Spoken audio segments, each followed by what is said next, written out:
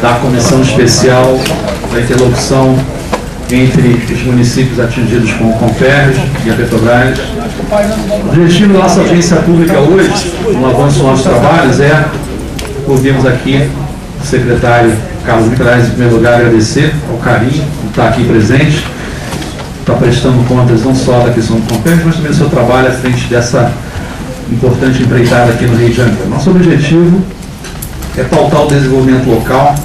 Nós tivemos e temos, não mais as pessoas aqui presentes, já anuncio os presentes, mas a experiência daquilo que foi Macaé com relação à Petrobras. Evidentemente que há uma preocupação muito grande com a empresa e não foge a essa comissão a cobrança daquilo que a gente tem como papel constitucional, mas também é uma preocupação muito grande com relação a aqueles municípios impactados ali na região. Em especial da responsabilidade que o poder público tem de se preocupar com o impacto do Comperj e pensar isso para os próximos anos. Dentro dos objetivos nossos aqui, é uma preocupação muito grande, por exemplo, com a construção, a elaboração e a revisão dos planos diretores daqueles municípios. As câmaras municipais não pautaram isso ainda. Então nós temos essa preocupação. Em breve faremos uma nova audiência pública para focar essa questão. Isso é importante. Tem que ter o envolvimento da sociedade civil organizada. Temos que ter o envolvimento não só das câmaras municipais, dos presidentes das câmaras municipais, do poder público constituído, mas, sobretudo, das pessoas que ali vivem, dos movimentos que ali têm a sua militância, a sua construção, para que isso se dê de uma forma ágil, porque o tempo urge, o projeto já está em curso, e também que a gente consiga construir uma história diferente, com desenvolvimento, com responsabilidade, com sustentabilidade, enfim. É evidente que a gente também quer se preocupar com aquilo que vai para além das compensações que o secretário vai falar aqui. Nós estamos falando de um investimento de 15 bilhões de reais, dos quais 1 bilhão está nessas compensações. E evidentemente que a gente precisa construir, esse é o papel dessa comissão, e aí o foco talvez seja o nosso plano diretor regional, quais são as obrigações desses municípios, para não só ter acesso aos recursos, mas pautar o seu desenvolvimento. Sem mais delongas, eu vou passar aqui para o secretário Carlos Mink, que vai falar um pouco sobre essas compensações, sobre o que já tem em vias de construção, como é que está esse processo, e ao final da explanação dele nós vamos abrir para as perguntas. Já tem algumas pessoas inscritas, nós temos um velho problema do tempo, mas é claro que a gente quer dar o espaço a todos, então quanto mais reduzido for o tempo das intervenções, maior vai ser a oportunidade de a gente ouvir o secretário também e mais pessoas se inscreverem para falar. Então, com a palavra aqui o secretário Carlos Mink. Obrigado, deputado Robson Leite. Parabéns aí por ter criado. Eu cometi uma gafe aqui com a pressa. Eu queria convidar aqui para a mesa, antes de você começar, desculpa, o Luiz Paulo Rato, que é presidente da Transpetro. Ele está aqui? Não? Representante, desculpa. E o Carlos Trevia, representando o Comperj, para compor aqui a mesa com a gente também. Desculpa. Muito obrigado.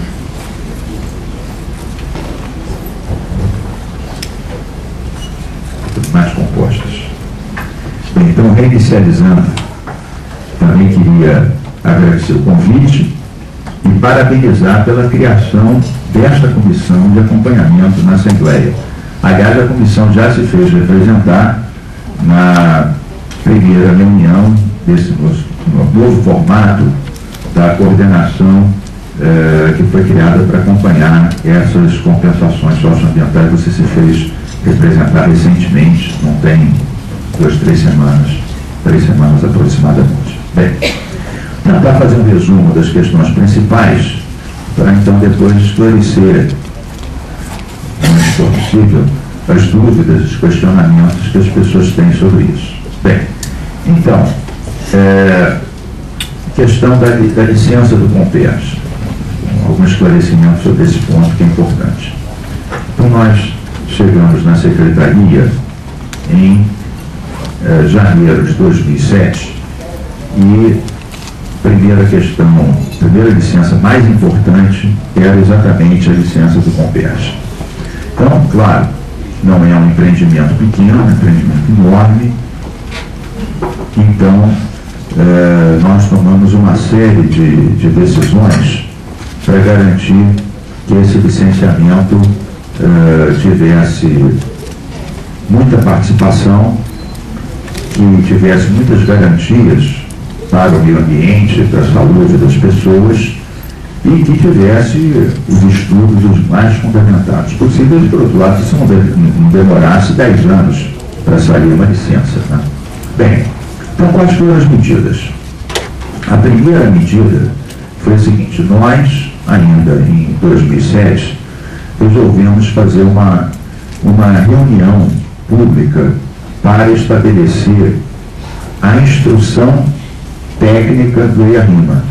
A instrução técnica do EIA-RIMA são exatamente as perguntas que o EIA-RIMA deve responder.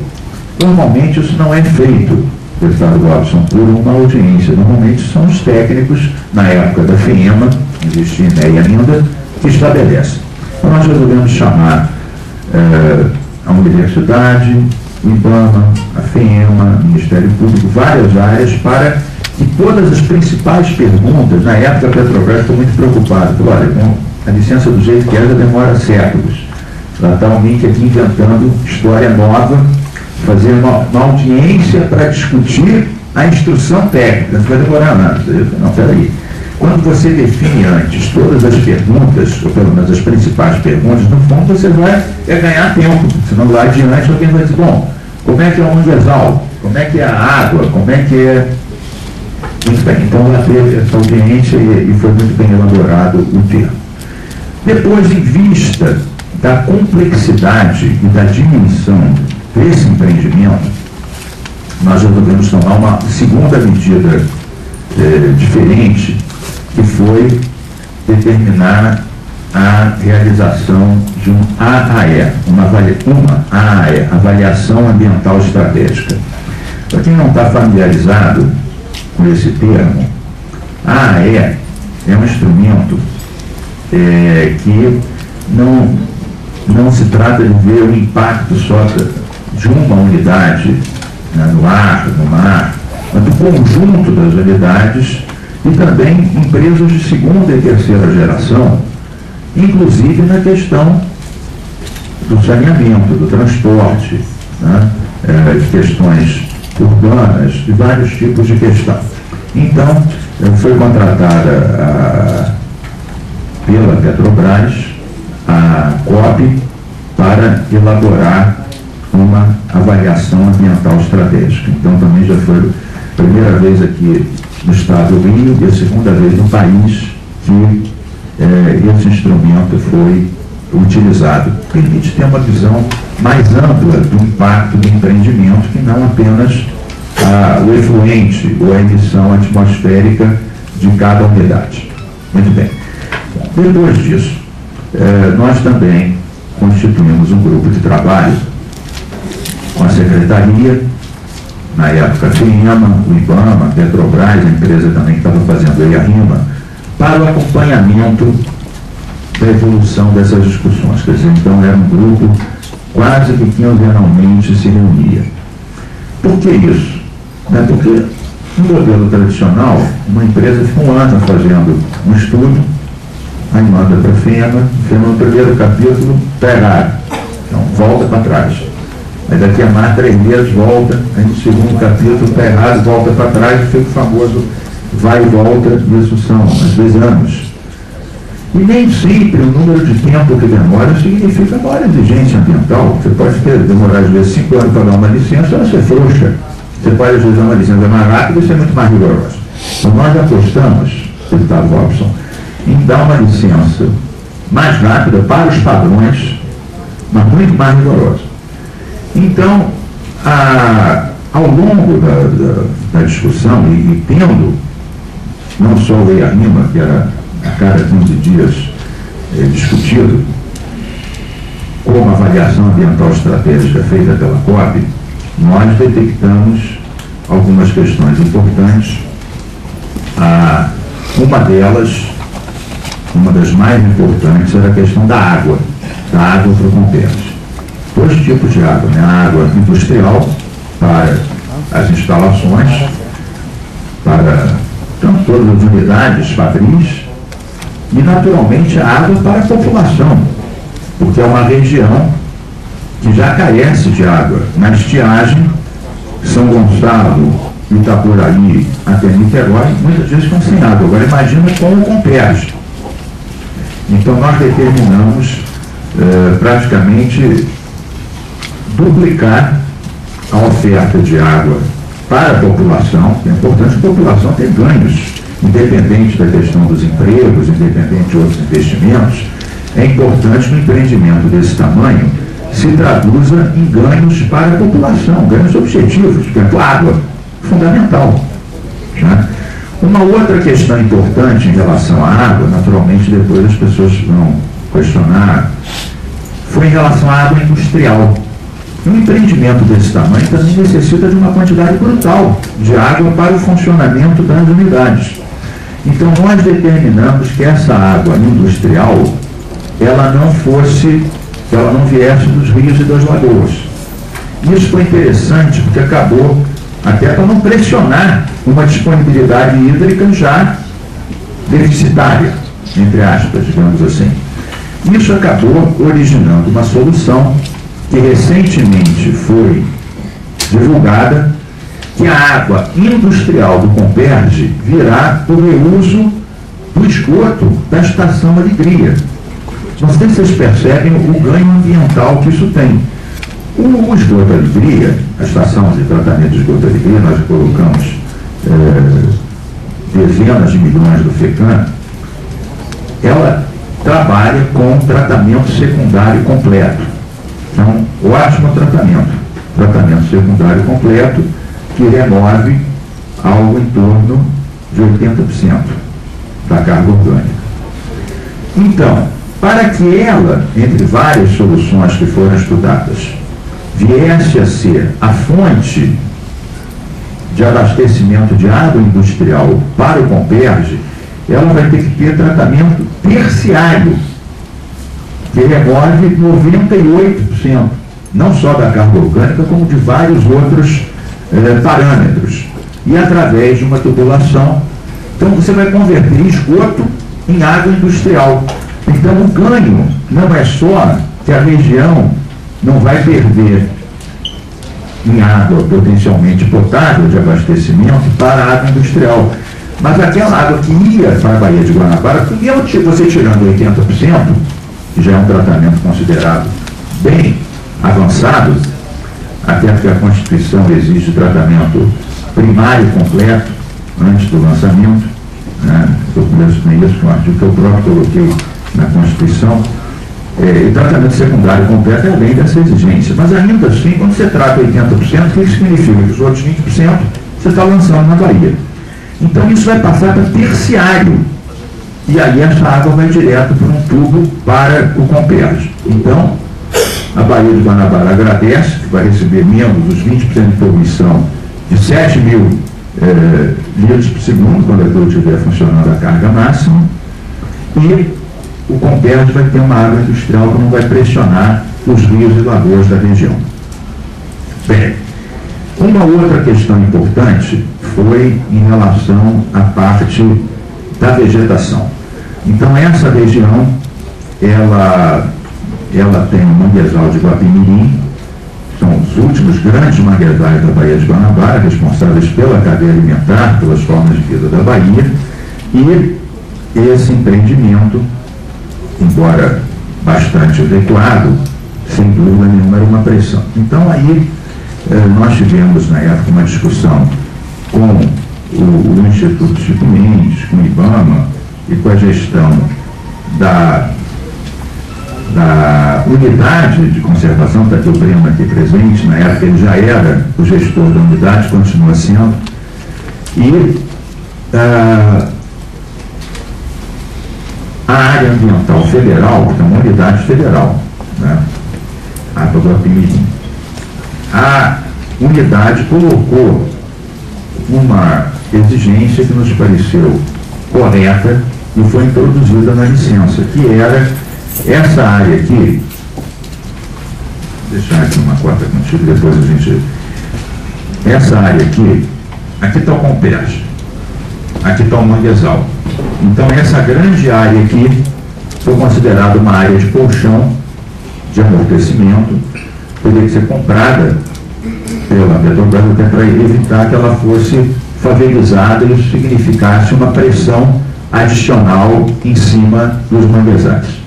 Então, além disso, os dois grandes rios aqui da região, o Macacu, que vem aqui de Cachoeiras de Macacu, estamos aqui com o nosso secretário de Meio Ambiente, que também participou dessa discussão, e o Cacerimbu. Então, nós colocamos essa exigência de 4 milhões de árvores para a revegetação, né, tanto dessa área de amortecimento, quanto para a recuperação das bacias hidrográficas do Macacu e do Cacerimbu. Então vejam vocês, isso está além da questão apenas de mitigar o impacto ambiental.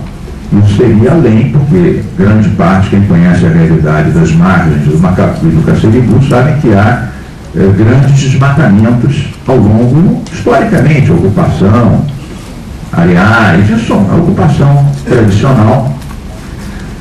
E a ideia é que isso venha a uma vegetação superior àquela que havia antes. Isso não é apenas para mitigar. É claro que essa vegetação também absorve CO2. Então aí você estaria mitigando as emissões de carbono também e melhorando a qualidade e a quantidade de água dos rios Macacu e Cacerimbu. Bem, uma outra exigência que nós fizemos em relação à parte das emissões atmosféricas foi a instalação de um equipamento chamado um denitrificador, que é um equipamento que abate 90% das emissões de NOx, óxido de nitrogênio. Né? É bom que se diga que essa exigência é muito além do padrão de emissão atmosférica do CONAMA. Você sabe, deputado Robson, que um órgão ambiental ele não pode ter uma exigência menos forte do que aquela do CONAMA, mas nada impede que tenha mais forte. Isso pode ter. Então essa exigência foi realmente bem além do que apenas esse equipamento ele custava em torno de 200 milhões de dólares, esse denitrificador. Bem, a chance, a Petrobras obviamente aceitou, até porque é uma exigência ambiental do licenciamento. A única chance de não ter o denitrificador é você passar a matriz de óleo para gás, que aí vai ser muito menos poluente e vai ter outros ganhos, porque o gás, além de poluir menos e desgastar menos, também emite muito menos carbono, quer dizer, o gás não é que não seja poluente. Agora, comparado com carvão e com óleo, o gás é 1/3 da poluição e 1/3 da emissão do que o carvão e o óleo. Bem, além disso, nós tomamos uma outra decisão estratégica, né, além da avaliação ambiental estratégica, que foi, junto com o governo do Estado, constituir um grupo de trabalho com ministérios e com bancos públicos. Porque a ideia é que esse empreendimento é uma coisa tão importante para o país e para a região, isso não era uma coisa apenas do governo do Estado e da Petrobras, e dos municípios, naturalmente. Então, isso tinha que implicar o Ministério das Cidades, o Ministério da Integração, o Ministério dos Transportes, que é uma questão de transporte muito forte na região, o BNDES, a Caixa Econômica Federal, em suma, um grupo interministerial, onde assenta o governo do Estado, que preside o grupo, o próprio governador, esses ministérios e bancos públicos federais e, naturalmente, os municípios do Polo Leste, que é o grupo de municípios atingidos direta e indiretamente pelo empreendimento, que são os municípios do lado de lá da Bahia, um grupo grande de municípios, como Itaboraí, São Gonçalo, Guapi, Magé, Cachoeiras de Macacu, etc. São 13 municípios do Conveste. Muito bem. Então, houve 4 audiências públicas. Dessas audiências públicas participaram 9.000 pessoas, somando as 4 audiências públicas, né, e foi dada a LP, né, há cerca de 3 anos atrás. mais ou menos nessa época, em 2008, portanto, há cerca de 3 anos atrás. Bem, agora, uma LP é uma licença prévia para o conjunto do empreendimento. Depois, é claro que cada uma das unidades vai ter que ter uma licença de instalação. Ou seja, no processo de licenciamento podem ser mais de 40 unidades. E outras coisas, quer dizer, LIs para canteiros, né, para uma questão que preocupa uma parte da população, que é a questão do emissário, do efluente, do Comperj. Né? Então, cada um desses é objeto de outra licença. O que foi licenciado foi a localização, o arranjo e as contrapartidas do conjunto do empreendimento, sem prejuízo dos cuidados adicionais para cada uma das etapas seguintes das licenças de instalação. Bem, eu acompanhei, depois eu estive no Ministério, quase 2 anos, então acompanhei a meia distância esse processo, né? Passei para discutir outras questões, política de clima, Amazônia, em suma. Acabei meu interesse profissional, tive que cuidar de outras questões, mas é claro que eu também acompanhei essa questão. Quando eu voltei aqui para a Assembleia, em dezembro, junto com o deputado Rodrigo Neves, né, atualmente secretário de Desenvolvimento Social e Direitos Humanos, nós organizamos uma audiência pública, que vários daqui estavam nessa audiência pública, se não me engano, 8 de dezembro, ou 9 de dezembro do ano passado. 8 de dezembro, portanto, aproximadamente 6 meses. Nós organizamos uma audiência conjunta, né, e eram vários. Foram chamados os ambientalistas, os sindicalistas, os municípios, a Petrobras, os órgãos ambientais, a COP, para apresentar a avaliação ambiental, em suma, vários dos interessados. E nesta audiência, nós ouvimos,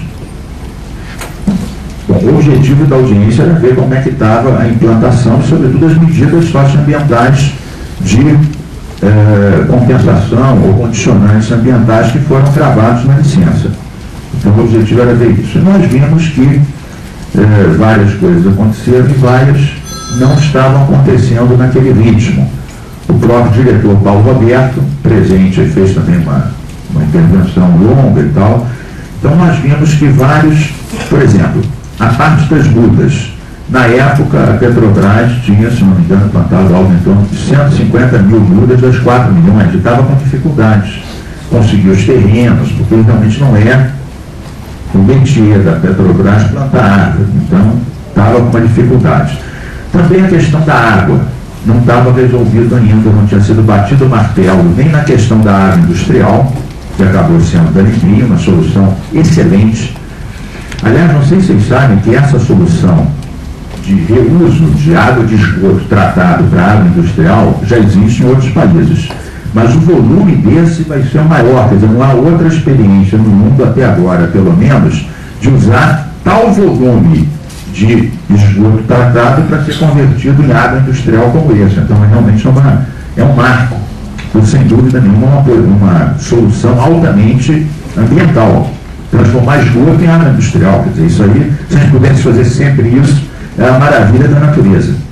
Bem, então, essa solução não estava definida, as árvores estavam encrencadas, né? A questão de investimentos urbanos, cada um dos municípios do Conleste tinha feito estudos, até com apoio da Petrobras e da UF, da Universidade Federal Fluminense, mas não havia o plano regional. Vocês sabem que um plano regional não é o corte e cola dos planos municipais. Por exemplo, cada município fala, não, quer uma escola técnica, quer um hospital. Sim, não dá para fazer uma escola técnica em cada município, não dá para fazer um hospital em cada município. Então, como você fazer um plano regional de forma de, olha, a questão do transporte é assim, aqui tem um hospital, aqui tem outro, que serve 6 municípios, aqui tem uma escola técnica, aqui tem outra que serve outros 5 ou 8 municípios. Então, não é corte e cola dos planos municipais, esse plano regional integrado.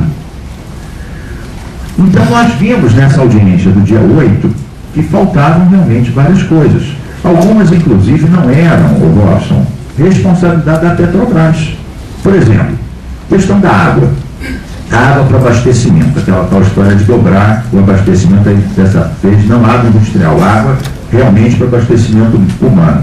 Não é a Petrobras que vai definir essa solução. Tem que ser os órgãos ambientais, né, ouvir os municípios, ouvir a SEDAI, que resolve qual é uma posição, e a Petrobras naturalmente entra, e nunca se negou a isso, com os custos, faz parte. Mas então, o atraso nesse caso não poderia ser evitado da Petrobras, estava no colo do governo, que não tinha conseguido definir a solução final para a questão da água.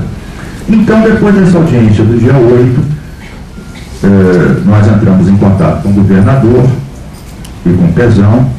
Também tivemos no fórum de acompanhamento do Comperj, um fórum que ao longo desses anos, o grupo técnico-científico, gestor do Comperj, que realizou 23 reuniões, nós tivemos, e tratou de uma quantidade de temas imensos, segurança, saúde, etc., mas que havia um problema que nos foi dito pelos próprios elementos do fórum, aqui estão os coordenadores, que era a questão de organizar isso com o governo, com a Petrobras e com os municípios para implementação desses estudos todos que foram realizados ao longo de praticamente 2 anos, aproximadamente 2 anos. Bem, então o governador definiu um grupo de 3 secretários, o secretário Felipe Peixoto, Desenvolvimento Regional de Niterói, secretário Júlio Bueno, de Indústria e Energia, e eu próprio, pelo meio ambiente, para tratarmos junto com o grupo gestor, com a UF, com os municípios da região, com a Petrobras e também com o BNDES, etc., a implementação, e é isso agora que está acontecendo, a gente está nessa fase. Nós tivemos apenas uma reunião desse grupo, foi uma reunião muito produtiva. Nessa reunião que o Robson já participou, representando a Assembleia Legislativa, portanto, a comissão, como é que chama mesmo a comissão? A comissão de acompanhamento do Comperj e Elocução dos Municípios de Petrobras. Exatamente. Então já participou, representando essa comissão, portanto, então sabe exatamente o que aconteceu e como foi uma reunião produtiva. Então, o que nós batemos o martelo nessa reunião? E com a Petrobras, o Paulo Alberto e outros dirigentes do Comperj, vários dirigentes do Comperj, alguns prefeitos, representando o Comleste. Então, foi batido o martelo na questão da água de Alegria, e logo em seguida anunciado. Foi batido o martelo em relação à questão da água para o abastecimento da população, que virá do Macacu, né? Essa água, ela vai até ela vai permitir a regularização do fluxo do Macacu, porque você sabe que hoje, Macacu e outros rios também, né? Sem uma estabilização, você tem momentos da cheia, que inunda, e tem momentos da estiagem que falta água. Então a regularização é realmente importante, e isso vai praticamente dobrar, aumentar cerca de 80% a disponibilidade hídrica de toda a região, ao longo de um determinado prazo. Em relação à questão das árvores, nós apresentamos uma solução para a Petrobras, que a Petrobras aceitou, né? O termo está sendo assinado provavelmente dentro de 10 dias, já está pronto, que quer dizer, a Petrobras tem muita dificuldade, quer dizer, negociar com proprietário se pode plantar tantas árvores ou não em cada área ao longo do Macacu, do Cacericu. Então havia onde tinham experiências de fazer isso através de editais. Então foi proposto um modelo que a Petrobras aceitou, né? Nós definimos já toda a área através de um estudo com fotografias das áreas que têm que ser realmente revegetadas, e esse trabalho ele deve começar ainda agora, início do segundo semestre, logo depois do edital.